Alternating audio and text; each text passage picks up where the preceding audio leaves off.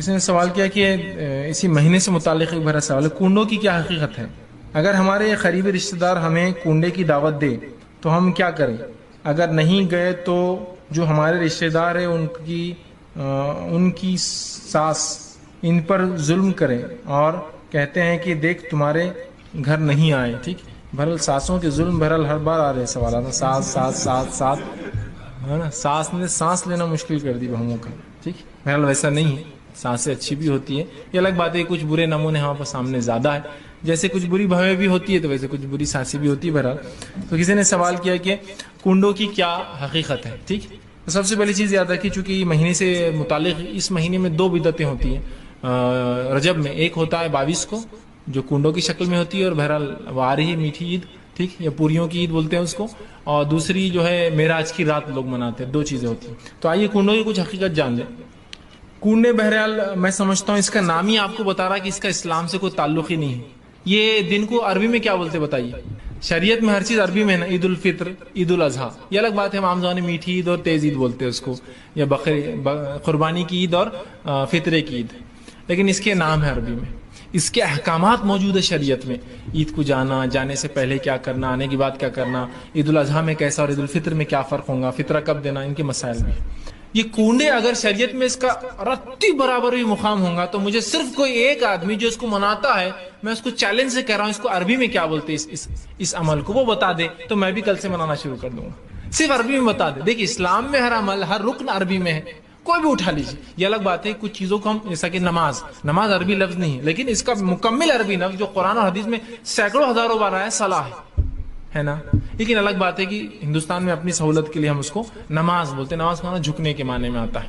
ٹھیک ہے، لیکن عربی موجود ہے تو کوئی مسئلہ نہیں. اس کو اگر نماز بھی بول لے، صلاح بول لے، مسئلہ نہیں آئے گا انشاءاللہ عزیز. لیکن جب بھی شریعت کی اصطلاح میں آئے گا تو آپ کو صلاح ہی لکھنا پڑے گا، وہاں نماز نہیں بول سکتے آپ، لیکن موجود ہے نا. تو ایسا ہوتا ہے کچھ چیزیں موجود ہیں ہم دوسرے نام سے بولتے ہیں. ٹھیک ہے، روزہ جیسا ہے، صوم ہے لیکن روزہ بولتے ہیں. لیکن یہ کنڈوں کو کیا بولتے ہیں بتائیے عربی میں؟ اگر یہ ہے ثابت تو عربی میں ہونا چاہیے. شریعت کی کوئی بھی چیز آپ سمجھ عربی کے علاوہ کوئی زبان نہیں بولتے تھے. یہ کنڈے تو فارسی بھی نہیں ہے. چلیے اگر کوئی فقہ سے ثابت کرنا چاہے، حنفی فقہ بھی فارسی میں ہے، تو فارسی میں بھی نہیں ہے. یہ کنڈے کیا ہے؟ وہی آپ کے کنڈے جس میں آپ جھاڑ لگاتے ہیں، یہ کنڈے ہے وہ. ہاں یہی کنڈے ہے وہ جس میں آپ جھاڑ لگاتے ہیں. الگ بات ہے کہ جھاڑ لگانے کی چیزوں مسلمان کھانے کھاتے ہیں، وہ ایک الگ مسئلہ ہے. ٹھیک، یہی کنڈے ہے. اب اس کی حقیقت کیا ہے؟ تو دیکھیے کنڈوں کے تعلق سے کوئی حقیقت تو نہیں ہے، یہ کوئی تہوار بھی نہیں ہے اسلامی اعتبار سے. یہ سخت قسم کی بدعت ہے، اور یہ مسلمانوں کے حکمراں، ان کے عمرہ اور صحابہ سے نفرت اور بغض نکالنے کا ایک طریقہ ہے. اس کی شروعات کہاں سے ہوئی، پھر یہاں کیسے رائج ہوا، دونوں باتیں آپ کے سامنے رکھتا ہوں. کنڈوں کی شروعات اس طرح سے ہوتی ہے کہ شام کے اندر امیر معاویہ رضی اللہ عنہ، جن کو جو ہے حسین جو ہے رضی اللہ عنہ نے بہرحال اپنے حسن رضی اللہ عنہ نے اپنے زمانے میں جو ہے خلافت کو بہرحال دے دی، اور اس کے بعد جو ہے حضرت حسین رضی اللہ عنہ کی شہادت کے بعد جو ہے ان کے بعد یہ جو ہے مکمل مسلمانوں کے خلیفہ بن گئے. جب یہ مکمل مسلمانوں کے خلیفہ بنے تو انہوں نے بہت سخت نظر رکھی ان لوگوں پر جو اسلام کے اندر دراڑ ڈالنا چاہتے تھے. جن لوگوں نے عثمان ابن عفان کے ساتھ جو سلوک کیا، جو لوگ علی رضی اللہ عنہ کے زمانے میں خارج جو تکلیف پہنچا رہے تھے، انہوں نے سبائی اور خارجیوں پر بڑی کڑی نظر رکھی اور اتنا سخت ان پہ معاملہ کیا کہ ان کے دور خلافت کے اندر تقریباً ایسی تحریک خاموش ہو گئی. چونکہ یہ کئی زمانے سے ایک سخت قسم کے جو حکمران تھے، اور صلاحیتیں ہوتی، ہر آدمی کو صلاحیتیں ہوتی جو اللہ دے رکھتا ہے. ان میں وہ صلاحیت بہت تھی حکمرانی کی اور لوگوں کو گرفت میں رکھنے کی. ایک بہترین ایڈمنسٹریٹر تھے اپنے آپ میں، اور بہترین حکمران تھے یاد رکھیے. نبی اکرم صلی اللہ علیہ وسلم زمانے میں بھی کافی عہدوں پر یہ رہے، اور آپ کے بعد بھی خلفاء راشدین کی تمام کے زمانے میں یہ کافی بڑے بڑے عہدوں پر رہے. اب یہ بن جاتے ہیں اکیلے مسلمانوں کے سول، جس کو کہیں گے حکمراں. لیکن ان لوگوں کے لیے جو خوارجی ہے، یا اسی طرح جو باطینیہ تھے، یا اسی طرح سبائی تھے، ان کے لیے تو یہ ایک ڈکٹیٹر تھے. کیونکہ ان کو تو انہوں نے بالکل گردن پہ لا کے چھوڑ دیا تھا، انہوں نے بالکل پکڑ کے رکھا تھا کہ کوئی سازشیں نہ رچے. جیسے اس طرح سے انہوں نے عثمان بن عفان اور علی بن ابی طالب کے زمانے میں پورا اضطراب پھیلا دیا تھا پورے مسلم ممالک میں. اب ہوتا یوں ہے کہ ان پر ایک اٹیمپٹ کیا جاتا ہے مرڈر کا. یہ اٹیمپٹ ایک ہی دن میں کیا جاتا ہے 3 صحاباؤں پر، عمر بن خطاب، ٹھیک ہے، معاویہ بن ابی سفیان، ٹھیک ہے، اور ایک عمرو بن عاص. 3 پہ کیا جاتا ہے. عمر بن خطاب شہید ہوتے ہیں، 2 بچ جاتے ہیں. مطلب اتنا پلان تھا یہ کہ 3 سٹیز میں، ایک ہے اس میں سکندریہ میں، الیگزینڈریا میں، ایک ہے شام میں، اور ایک ہے مدینہ میں. 3 اٹیک ہوتے ایک ہی وقت فجر میں. تو عمر ابن خطاب شہید ہوتے ہیں اس اٹیک کے اندر. یہ پلان اٹیک تھا لوگوں کا, مطلب یہ لوگ جو سبائی تھے بہت دنوں سے پلان بنا رہے تھے مسلمانوں کو تکلیف دینے کا اور خارجی. ٹھیک, تو بہرحال عمر ابن خطاب اور عمرو بن عاص اس دن فجر میں لیٹ ہو گئے, وہ نہ آ سکے. ٹھیک ہے, کوئی اور تھا ان کی جگہ جس پر حملہ ہوا, اور فجر اندھیرے میں ہوتی تو بس دیکھا نہیں گیا. اس کو یقین تھا کہ عمر ہی ہوں گے, اور جو ہے اسی طرح ان پر حملہ ہوا, لیکن یہ حملے کی سازش پہلے ہی کھل گئی اور حملہ آوروں کو سزا دے دی گئی. اب اس کے بعد ان کے زمانے میں یہ چلتا رہا. اس کے بعد یہ اپنی طبعی موت مرتے ہیں. جب یہ انتقال کرتے ہیں تو وہ دن ہوتا ہے 22 رجب. جب امیر معاویہ رضی اللہ عنہ کا انتقال ہوتا ہے تو 22 رجب تھی. یہ بات تاریخی حوالوں سے ثابت ہے. اب ان لوگوں کو جن کو معاویہ سے دشمنی تھی, جس نے اتنا کڑا ان پر پہرا لگا دیا تھا, جو عثمان بن عفان کے دور میں عثمان بن عفان کی نرمی اور ان سے حسن سلوک نے ان کو سر چڑھا رکھا تھا. اللہ, انہوں نے تو ایک اچھے اس سے کہ مسلمانوں کا خون میں اپنے ہاتھوں پہ نہیں لینا چاہتا ہوں, چاہتے تو عثمان بن عفان اپنے زمانے میں ان کو کرش کر کے برباد کر کے رکھ دیتے تھے, لیکن یہ سوچ کر کہ مسلمانوں کا خون میں نہیں کرنا چھوڑ دیا. لیکن علی بن ابی طالب نے اور اس کے بعد کے خلیفاؤں نے ان کی بہت بری حالت کی یاد رکھی. خود علی بن ابی طالب کو جو یہ بڑا مانتے تھے, علی بن ابی طالب نے ان خارجیوں کو ہزاروں کی تعداد میں مارا اور قتل کیا, اور سبائیوں کو. بہرحال اب خوشی تو منانا ہے, خوشی تو منانا ہے. کیسے منائی جائے؟ کہ تو جس کو ہم کہیں گے سنیوں کے سمندر میں ایک اچھے پانی کی اس میں گندی مچھلی تو پکڑی جاتی ہے نا. تو ان لوگوں نے جو سبائی تھے, خارجی تھے, خوشی منانے کا طریقہ نکالا. کہا خاموشی سے خوشی منائی جائیں گی, پردوں کی آڑ میں مٹھائیاں بنائی جائیں گی, وہیں کھائی جائیں گی, وہیں ہاتھ دھو کر باہر نکلا جائے گا تاکہ عوام میں خبر نہ پہنچے گی خلیفہ کی. اب ظاہر خلیفہ کا انتقال اور مٹھائی کی دکان پہ رش ہو جائے تو آپ کو سمجھ میں آ جائے گا نا کچھ پرابلم ہے.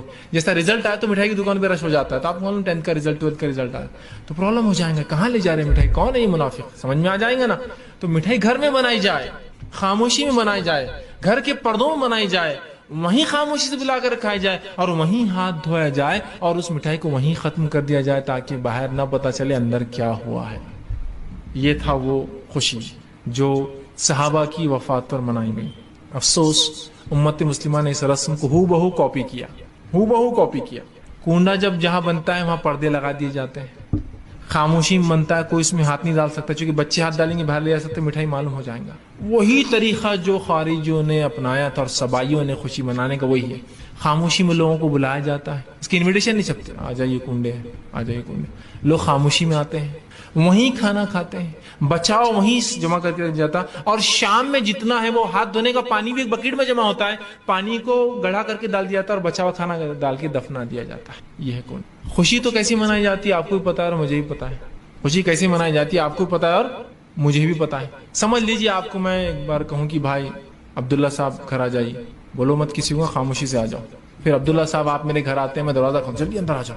پھر پردہ ڈال دیتا ہوں, پھر گھر کے اندر کے روم میں لے جاتا ہوں جہاں پہلے سے پردہ پڑا ہے, پھر وہاں لے آ کر آپ کو بٹھاتا ہوں. پھر عام برتنوں میں نہیں, لوہے پیتل تانبے اور لوہے کے ایک مٹی کے برتن میں ایک خاموشی سے مٹھائی لاتا ہوں, اور آپ کو کھلاتا ہوں. اور کھانے کے بعد آپ کا ہاتھ پوچھنے لگاتا ہوں, اور اس کے بعد ہاتھ دھونے لگاتا ہوں, اور بچے وہی مٹی کا ڈال دیتا ہوں. اور آپ پوچھتے اس کے بعد کیا ہوا فیض بھائی اتنا ہو گئے, میرے کو لڑکا ہوا.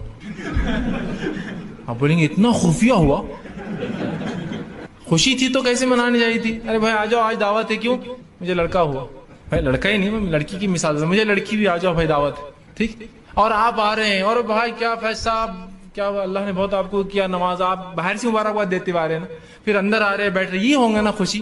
اب یہاں کیسی خوشی ہے, خاموشی سے بلا کے, پردے ڈال کے, اندر پردے میں پردے, کھانا بھی عام چیزوں میں نہیں, خاموشی سے کھا کر وہیں دفنا کر وہیں پھینکنا. کچھ نہ کچھ تو چال بازی ہے نا, کچھ تو ہے جس کی پردے داری ہے, جس کو بولیں گے پردے میں چھوڑا پورا, کچھ تو ہے جو چھپایا جا رہا ہے راز. اب یہ تو چلن کافی زمانے تک خارجی اور یہ چلاتے رہے.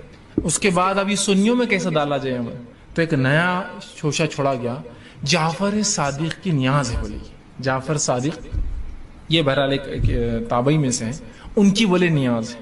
اب اس کو عام عوام کیسے منائے, چونکہ عام عوام حنفی ہوتی ہے, تو کہا جعفر صادق امام ابو حنیفہ کے استاد ہے بول دیے, جبکہ ان کا ملنا ثابت نہیں ہے دونوں کا, تاکہ اگر ریلیشن ثابت کر دے تو پھر کیا ہوتا ہے, آدمی کو لگتا ہے اپنا لیڈر اور وہ لیڈر, تو اور مضبوط ہو جاتا. تو ایک نیا ریلیشن ثابت کیا گیا, بولے استاد اور شاگرد, حالانکہ دونوں کا ملنا اور سننا ثابت نہیں ہے. چونکہ ایک اسٹوڈنٹ کا کسی استاد سے ملنا اور اس کا سما, اس سے سننا, اس سے لیکچر لینا بھی ثابت ہونا ضروری ہے. سما بھی ثابت نہیں دونوں کا, نہ ملنا ثابت ہے نہ سننا ثابت ہے.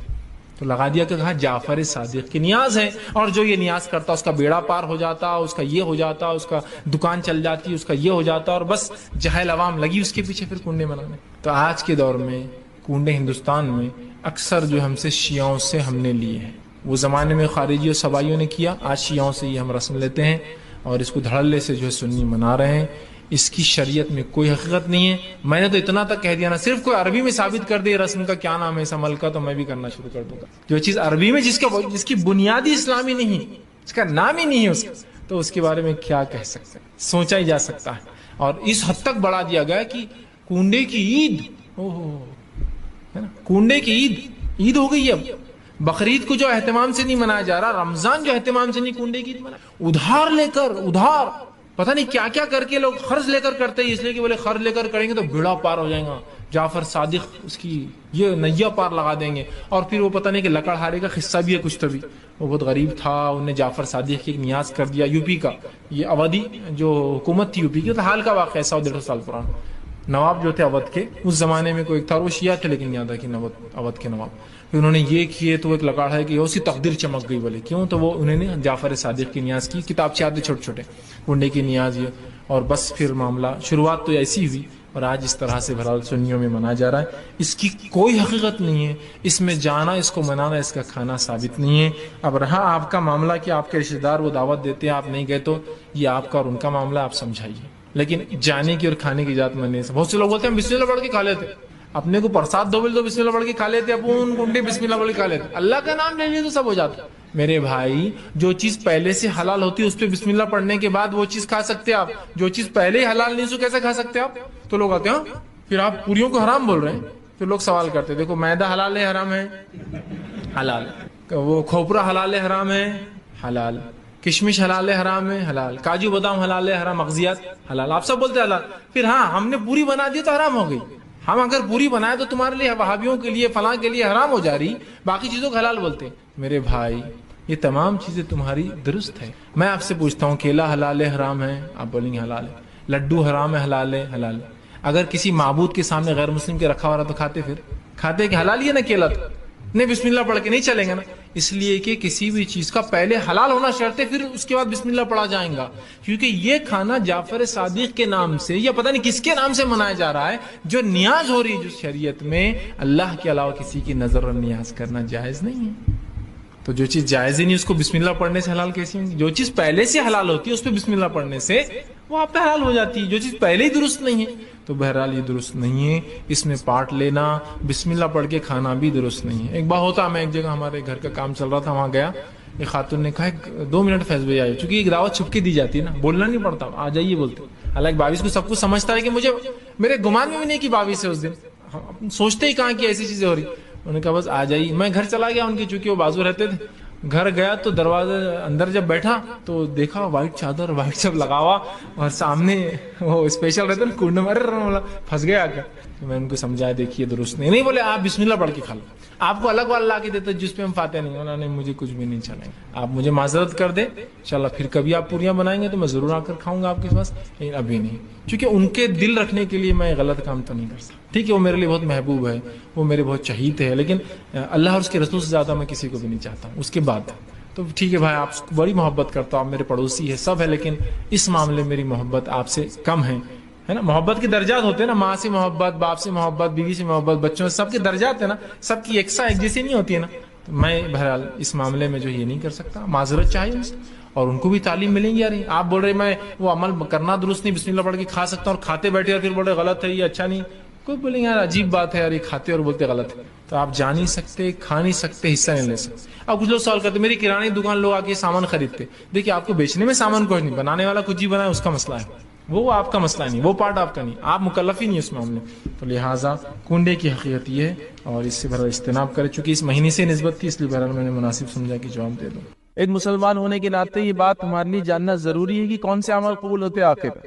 یقیناً ابھی میں اعمال کی قبولیت کی شرائط وغیرہ اسی کوئی تفصیلات نہیں رکھوں گا, چونکہ بہت کم وقت ہوتا ہے. تفصیلات کے لیے آپ جا کر, آج کل کتابیں بھی موجود ہیں آن لائن, اور خطبات بھی موجود ہیں, یا اسپیچز بھی علماء کی موجود ہے, آپ سن سکتے ہیں. لیکن میں کچھ نہ کچھ ایسی بات یا کچھ چیز پیش کرنے کی کوشش کروں گا جس سے کچھ نہ کچھ ایک اصولی بات سمجھ میں تو آئے, کون سی چیز کرنا ہے, کون سی چیز نہیں کرنا ہے. ورنہ کسی بھی دن, کسی بھی رات, کسی بھی گھڑی, کسی بھی وقت, کسی بھی چیز, کسی بھی کلمہ, کسی بھی وظیفے کو اپنے طور سے فضیلتیں دے دیتے ہیں.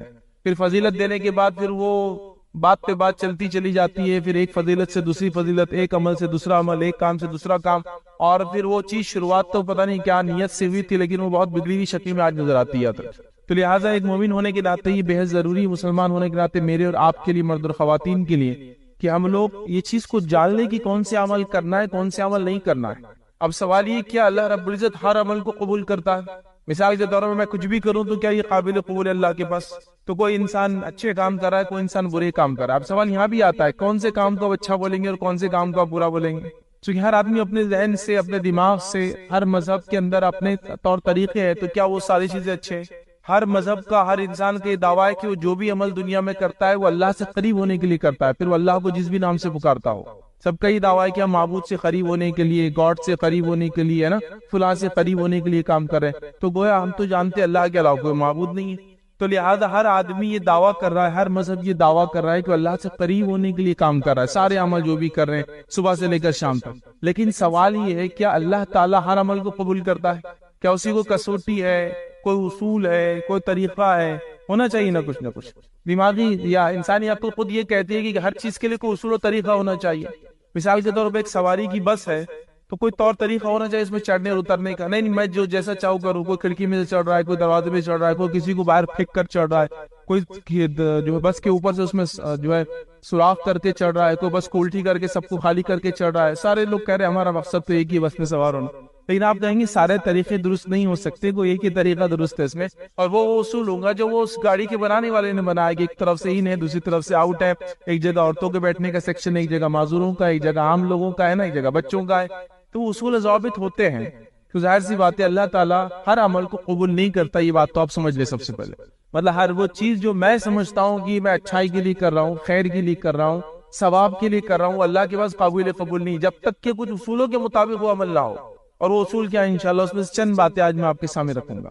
آئیے خطبے کی شروع میں جو میں نے آیت تلاوت کی، اللہ رب العزت سورہ غاشیہ سورہ نمبر 88 اس کی آیت نمبر 3 اور 4 3 اور 4 میں فرماتا ہے، کہتا ہے عاملۃ ناصبہ تصلی نارا حامیہ۔ اب یہ جو آیت ہے یاد رکھیں، اس کو سمجھے، اور یہ جو سورت ہے اس کو آپ سمجھے۔ نبی اکرم صلی اللہ علیہ وسلم ہر جمعہ یہ سورت پڑھتے تھے، سورہ اعلیٰ اور سورہ غاشیہ۔ عیدین کے اندر بھی آپ نماز میں یہی سورت پڑھتے تھے، تو کچھ نہ کچھ تو مقصد ہوگا، کچھ نہ کچھ تو امپورٹنس اور فضیلت ہے سورت کی، اس کی اہمیت ہے۔ تو اس سورت کی آیت نمبر 3 میں کیا فرمایا اللہ رب العزت؟ عاملۃ ناصبہ۔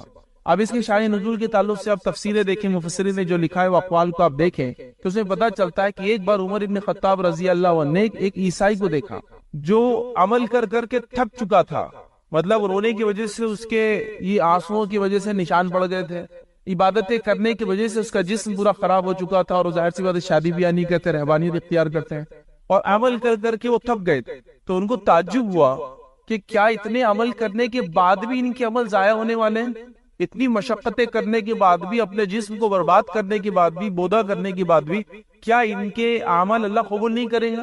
اور پھر یہ آیت نازل ہوئی عاملۃ ناصبہ تصلی نارا حامیہ، کہ یہ عمل کر کر کے اللہ فرما رہا ہے تھک چکے ہوں گے، مطلب انہوں نے اپنے جسموں کو عمل کر کر کے برباد کر دیا ہوں گا۔ عاملۃ ناصبہ مطلب اتنے عمل کیے ہوں گے کہ تھک گئے ہوں گے، لیکن حکم کیا ہوں گا روز قیامت؟ تصلی نارا حامیہ، اٹھا دو اور دیکھتی ہوئی آگ میں ڈال دو ان کو۔ تو دنیا میں عمل کر کر کے تھک گئے ہوں گے، جسم برباد کر دیا، سب کچھ برباد کر دیا، اس کے بعد اللہ رب العزت کے پاس حکم ہو رہا ہے تصلی نارا حامیہ، اٹھا کے جہنم میں ڈال دو۔ تو عمل کر کر کے تھکنا اصل نہیں ہے، عمل کرنا اصل نہیں ہے، اس سے پتا چلا وہ عمل کرنا اصل ہے جو صحیح ہو، جو ثابت ہو، جو بتایا گیا ہو، جس پہ قرآن کی مہر ہو، جس پہ سنت کی مہر ہو، وہ اصل عمل ہے، یاد رکھیں۔ تو عمل کر کر کے تو لوگ بہت آنے والے ہیں، عمل کر کر کے لوگ تھک گئے ہیں، یاد رکھیں، لیکن وہ عمل کرنے سے، تھکنے سے وہ قبول ہوں گے اللہ کے پاس، یہ ضروری نہیں، یہ میں آپ کو بتانا چاہ رہا تھا۔ تو سورہ غاشیہ نے یہی پیغام دیا، یا اس کی دو آیتوں نے یہ بات تو واضح کر دی، ہر عمل قابل قبول نہیں، یاد رکھیے اللہ کے پاس۔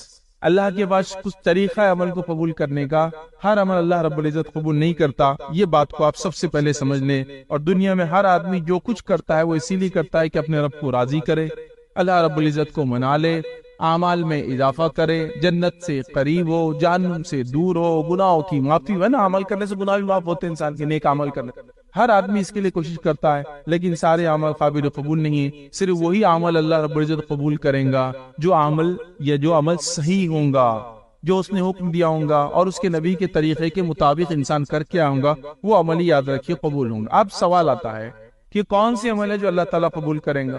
جو میں کہہ رہا ہوں ہر عمل قبول نہیں کرتا، تو پہلی چیز وہ عمل اللہ قبول کریں گا جس پہ اللہ کا حکم ہو. مطلب اللہ کا حکم کہاں ملیں گا؟ قرآن میں ملیں گا آپ کو.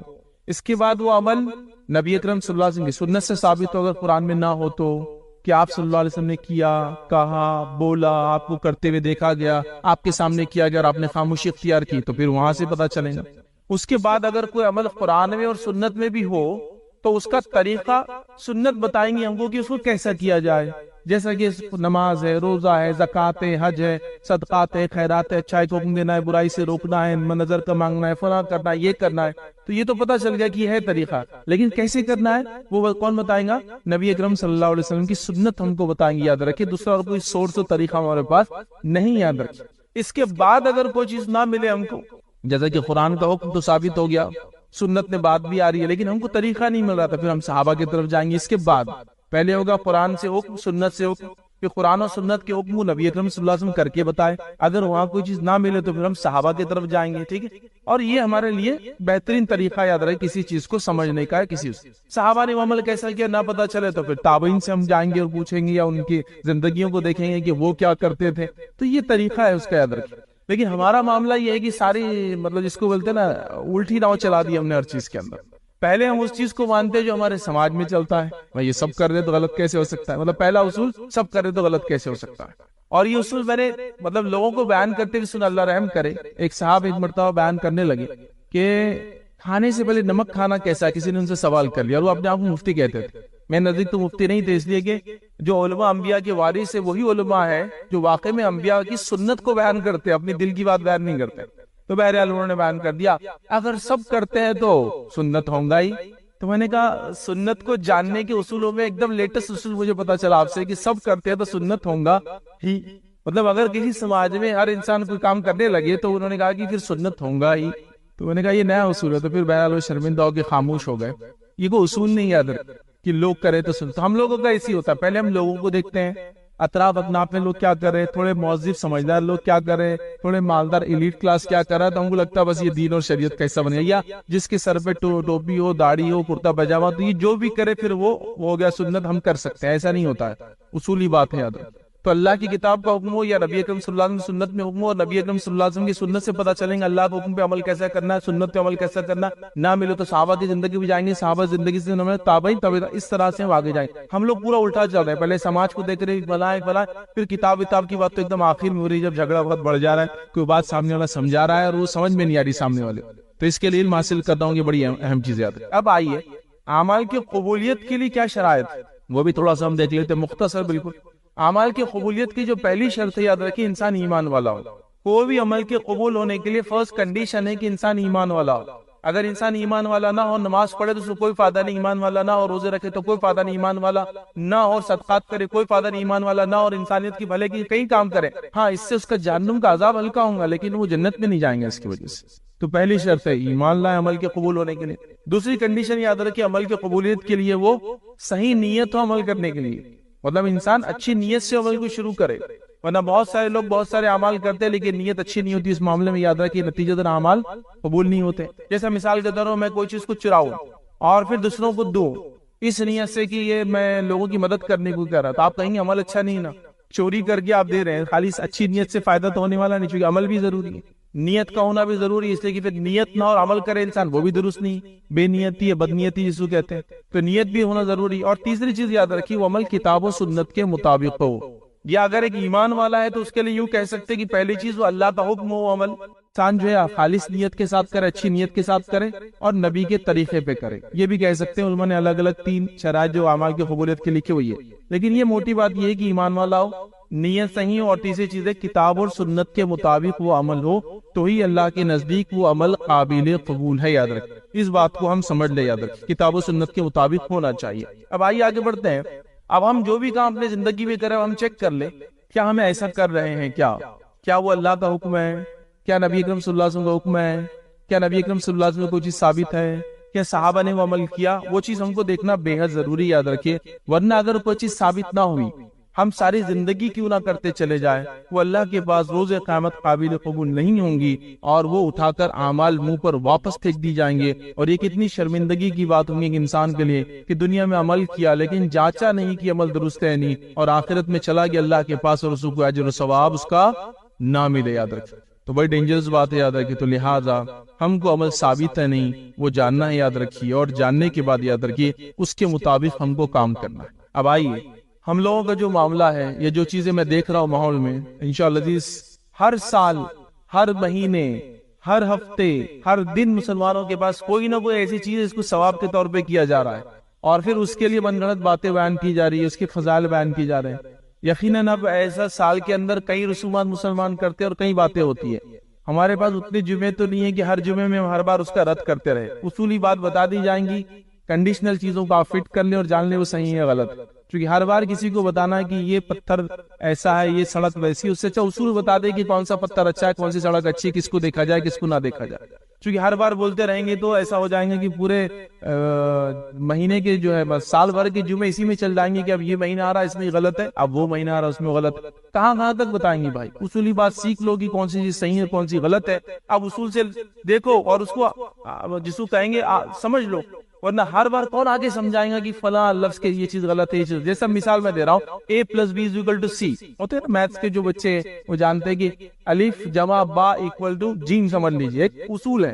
اب الف اور با کچھ بھی ہو سکتا ہے، اے اور بی کچھ 2+2 A2 ہے B2 ہے اکول ٹو کیا ہوگا آنسر 4 آ جائے گا۔ تو میں اصولی بات کر رہا ہوں، اب ہر بار 2 3 جمع 3 3 جمع 4 نہیں بتانے کی ضرورت ہے، اور سمجھ A+B=C۔